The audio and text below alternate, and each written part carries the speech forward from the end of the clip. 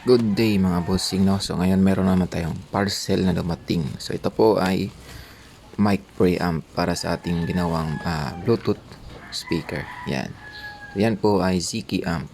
So meron na po tong reverb at saka enhance na po kanyang quality.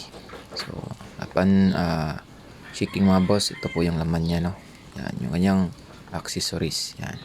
Ito yung kanyang PL input. Yan, para sa mic.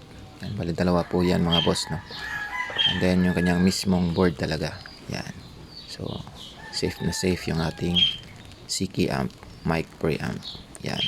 So, bubuksan natin to mga boss. Titingnan natin yung kanyang quality. So, maganda to mga boss, no? So, mura lang dito mga boss. Nasa 700 plus lang. Yan. So, sa Shopee ka din to nabili mga boss, no? So, walang iba. Online platform natin na orange is Shopee. Yan. So, napaka-premium ng looks niya mga boss. Yan po yung Ziki amp. Yan. Partner ko po ito mga boss sa HT21 ko. Para doon sa aking ginawang Bluetooth speaker. Yan. Yan po yung kanyang mic input, no? Yan. Bali, meron na din siyang wire para ikabit na lang natin doon sa board. Tsaka itong yung mga knobs niya at saka ibang wires. So, yan lang mga boss.